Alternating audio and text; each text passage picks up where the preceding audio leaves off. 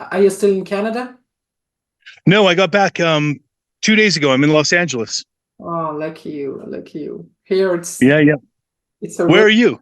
Belgium, but we have a I rain love Belgium. for the past week. We had the sun, like the summer sun, and it was hot. We were wearing Mhm. t-shirts and shirts, and today it was snowing. So, Snowing. yeah. Are you in where are you in you're in northern Belgium? Where are you? I'm in I'm very bad at this. I'm in the south of Belgium. What city is it called? It's a small village. It's called Chaumongistou. It's kind of cute, Chaumongistou. Come. What does that mean? Is that a name? It's a name, Chaumongistou. We are like an hour away Okay. from Brussels. I think you've been there a few Yeah. years ago. Yeah. I love Brussels. I miss it. Well, you should come back maybe for a convention or something like that. I thought there was supposed to be a convention last year and it got canceled, right? Yeah, I think so. Think so, but we have like two other huge Comic Cons here. Those Oh, are you do? Yeah, and in Ghent, you should come to Ghent definitely. Yeah, Well, I mean I just need to be invited. It's that simple, right? yeah, yeah. The Comic Con is called Facts, and they are really, really, really, really great. Oh, I would love to. I would love to. Belgium is an incredible country. What a history too. Yep, yep, yep. It's very nice, and yeah. Anyways, it's very nice to connect with you finally. Me And I've too. been looking at your work for a while, well, while preparing this call, and it makes me want to start by asking you, as an actor, director, producer, what are the things you care about in the process of choosing a project to work on?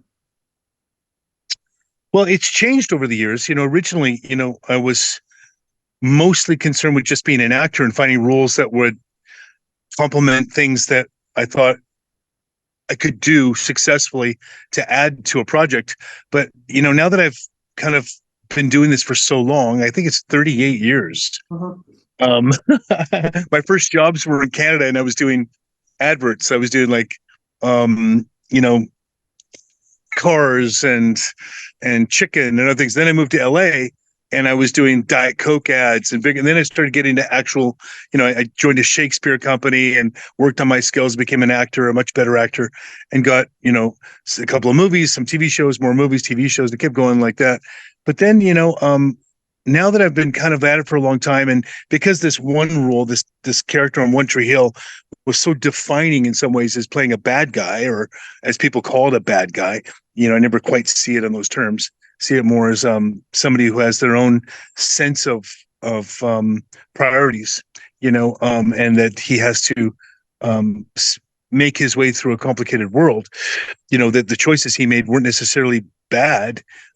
They were motivated by other things than what other people would be motivated by, and I think you have to justify those behaviors. But now, when I look at things, it's really about does are the people involved in the project competent enough to make something that you'll be proud of? Because even if it's a great script, you don't trust that the people that are executing that script have the abilities. And sometimes you just have to trust. But if you look at their past work, it tells you everything about them. What do they care about? Do they care about performance? Do they care about just about, does it look beautiful? But these people, they're not, you know, properly directed or what have you. There's a lot that goes into making a movie because it's a collaborative medium. It isn't just the actors. It isn't just the writer. It isn't just the director. It's the editor. It's the post production. It's even the set design. It's the art design. It's everything. And when you assemble people together to make a movie, you want to choose people that are able to execute the vision of the project that really brings it to its best fruition. And a lot of times, I think you look at projects and you read it and you go, well, there's a lot of misspelled words in here, or there's a lot of confusion in the structure or whatever. And you ask yourself, are these competent filmmakers? So Mhm. although that maybe sound a little bit harsh, your time is valuable and your skills are valuable, and you want people that take them seriously and want to explore and push the edges, but push the edges competently, and not haphazardly. So I've been involved in both those kinds of productions. So I think I've at this point, my thing is I'm looking to work with people that are making projects that are that are driven by vision, hardworking, competent, and open-minded for um, for input from all sides, not just this is my way or the highway. You want to be able to contribute. Yeah. You know, And is what that a complicated answer? I hope it wasn't too complicated. it wasn't too complicated. And whether it's for a TV show or a film, when it happens, what are the unique challenges you face working both as an actor and as a director on the same project?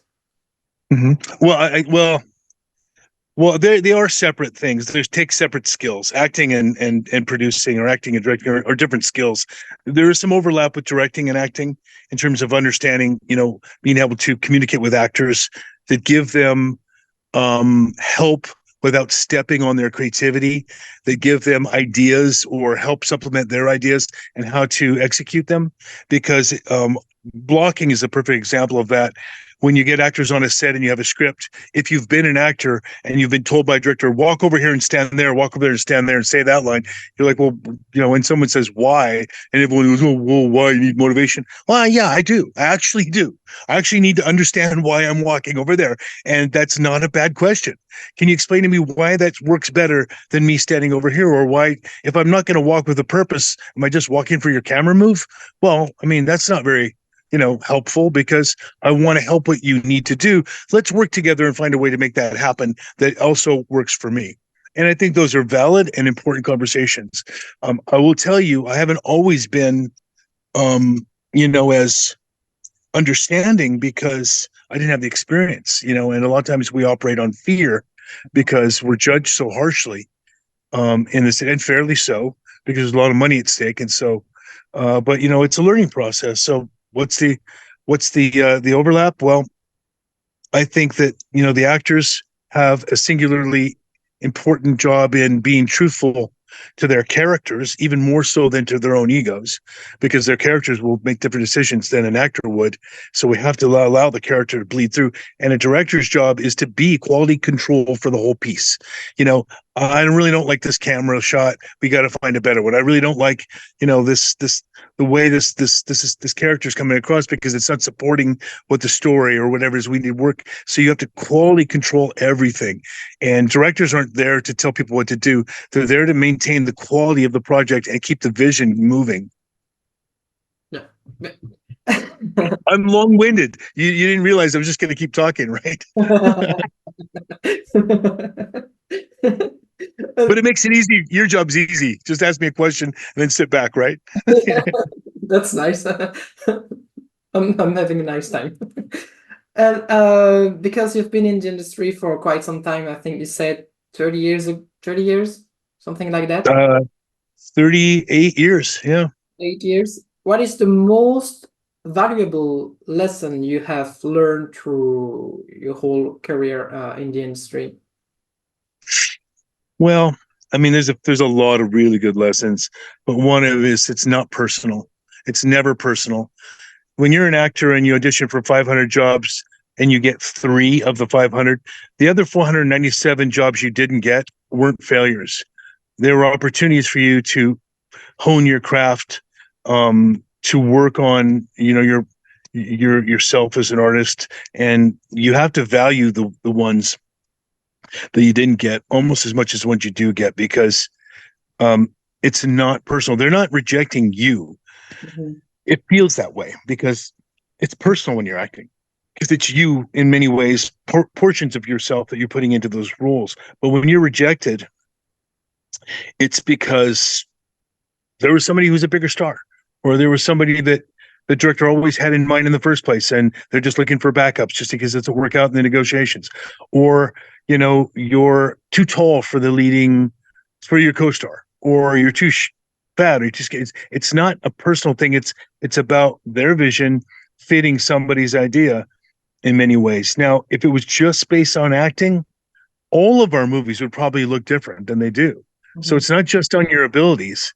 A lot of it's on, aesthetics and relationships and deals. And they already have an existing deal with an actor and they want to fulfill that obligation. You have nothing to do with it. Or foreign sales, when this is a German language movie or whatever. It's going to be sold. So someone who has a built-in audience in Germany. So many of the reasons you don't get the jobs have nothing to do with you, and you can't take it personally. You just got to go, I'm very lucky to have this as a career. I want to continue to do it, even when I don't get the jobs that I really want, because it's a blessing. And you have to sort of keep reminding yourself how lucky and fortunate you are to be able to make a living in this very, very competitive industry. Yeah. And what aspect of your work still surprises you today? Well, I'm always surprised by the fans, the amount of the amount of uh, of uh, of fans and followers that a show like One Tree Hill was able to get. I'm shocked when I go into an airport and there's still 15, 20 people come up to you, or I'm shocked when I go to another country, anywhere in the world, and they call out your name, and you're like, wow, like I'm trying to get a pita bun here, and four people over there are speaking to me in a language I don't know, going Denskot, and you're like, and it feels wonderful and reassuring that your work is being appreciated.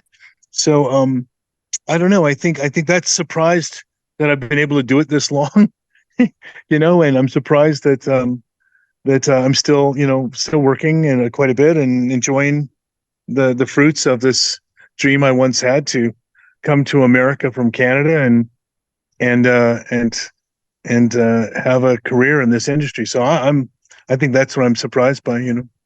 Yeah. Are you still it's a question I always wondered about, the US actors and actresses known for a hit show. Are you still, I don't know how to say it, but are you still so popular in the United States in terms of fans, or is it more in Europe, like it's you're coming and you're like a big star over there, like in Paris or Belgium, for example? Oh, that's funny. Yeah, I mean, by the way, I'm absolutely head over heels in love with Paris. Well, let's put it this way. In Los Angeles, where there's movie stars on every corner, pumping gas into their cars, eating salads, taking a cigarette break on the street, and people see celebrities all the time. It's a big so what? There's Paul. Sometimes once in a while you get people going, "Oh my God, I loved your work," or you did great job in that performance, and you get nice things from peers and things like that. But when you go places like Tennessee or South Carolina or North Carolina, then it's a lot more like going to Europe, where people go, "Oh my God, you're Dan Scott," and then five people come running. It's very much depends on where you are, but America still has that beautiful, lovely, fascination with people they see, performers. And so, yeah, I think it depends on where you're, but LA, yeah, no, it's just like, get out of my way. I'm trying to get to the bread counter. Oh, sorry, dude. Yeah. But speaking of Dan Scott in One Tree Hill, it's a really complex character.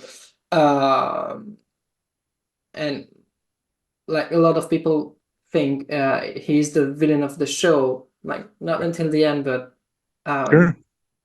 and what is your emotional preparation process for approaching complex or emotionally demanding roles such as Dan Scott, or more recently Steve Hoskins in your latest movie, Bad Bad Hombres. That Hombres? was a singularly difficult performance in Bad Hombres, because it was very similar, I think, in many ways to the approach that Javier Bardem took to No Country for Old Men, and that I'm a very very dangerous individual who has a very dangerous past and keeps the thrills alive by being a threat to the protagonist in the movie. So the way that was I really wanted to minimize my dialogue, cut as much dialogue as wasn't necessary, so that the less I said, the spookier I was. So it's kind of opposite of Dan Scott, who's very verbose and speaks all the time and always spouting off his ideas. I wanted this guy to be not that, and I wanted the economy of words to play into the mystery a little bit. So I approach it from that. But also when you talk about the mental aspect of it, it's about protecting your character and remembering that, the audience sees everything, and don't oversell it. Don't oversell, this whole idea of I'm big, I'm tough, I'm mean. You really don't have to do very much. In fact, the less you do, the scarier it is, I think. So it was about, kind of minimalizing a lot of things, but also finding it, if you can put ever in those performances the tiniest piece of humanity, a little piece of regret or love or something in that character, the character takes on a whole new range of understanding from the audience, that they won't seem as singularly bad. They'll say, oh, this guy has a history. Oh, something happened to this guy. And if you get a little bit of understanding, then I think what happens is they're more invested in whatever happens in the things that you do, because, we are not, one-dimensional creatures. We're fundamentally very, very complicated. And I really like to find those moments for those kind of actor roles, Yeah. And I've heard a lot of actors and actresses saying that they will dream to play an evil character, as you did. Well, yeah. In your experience, is it sometimes a burden to portray the evil one?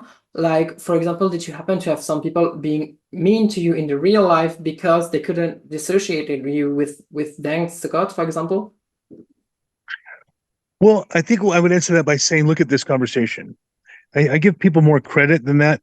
If people are just, seeing, my face and my visage, what I use for my work, as representative of anything that I really am, then I think that's something on them that I can't really help them with.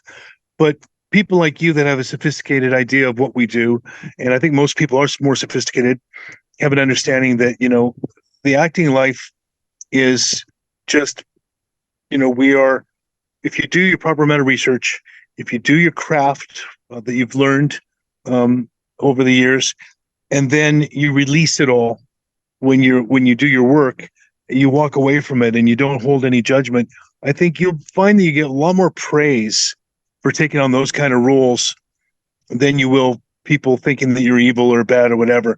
But there is something to be said on a series when you do it for many, many years, that there is this kind of, I don't know, like this film around you that needs to be washed off every now and then by doing something like a kid, a comedy or a children's movie or a Christmas movie or something, to just cleanse yourself for a moment and just be a little more free and animated and maybe even bigger.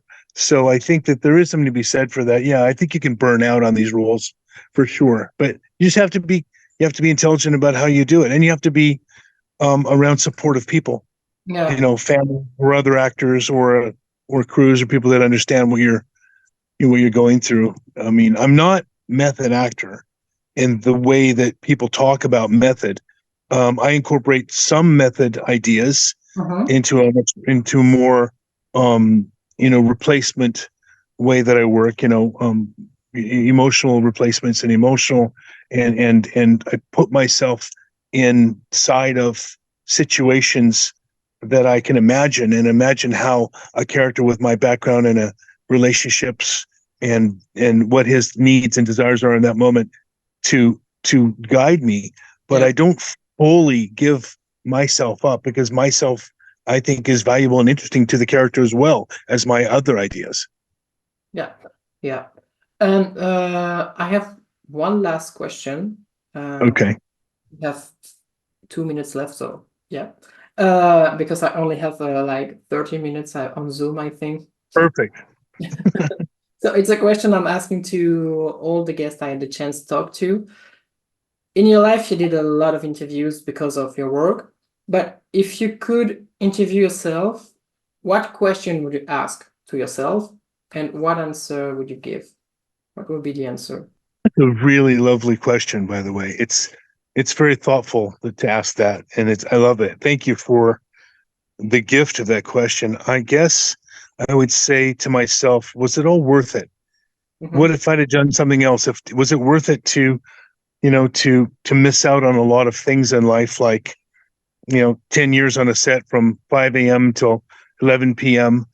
and missing, what other people in 9 to 5 jobs can have, which is routine, constant friendships of the same people over and over again, reliability on an income where you can go to the bank and say, this is how much I make and this is how much I spend. That doesn't exist in an actor's life. So my friendships, some of them have lasted for many, many years. Many of the ones that I built on a film are more like, they call them location ships, because while you're on that location, they're your friends. When they're gone, they don't return your calls or you don't follow up with them. So there's a bit of a loneliness aspect to the actor life. But would I do it if I could do it again? I would say I would, but I would slightly do it differently.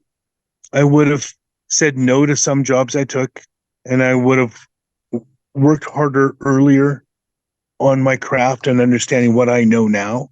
Mhm. And I would have followed up with some relationships that I let go, and I would have let go of some relationships I should have that I followed up on. So I would have done it differently. But overall, I would say my mother died in 2011, and she was able to see, my series that I did for 10 years, and she was proud of me, and she and it brought her a lot of joy. So I don't want to take that away. Mhm. So, you know, I would say that, well, am I glad I did it? Yeah, I'm glad that I made this life my life, and I hope to continue to do it for many more years.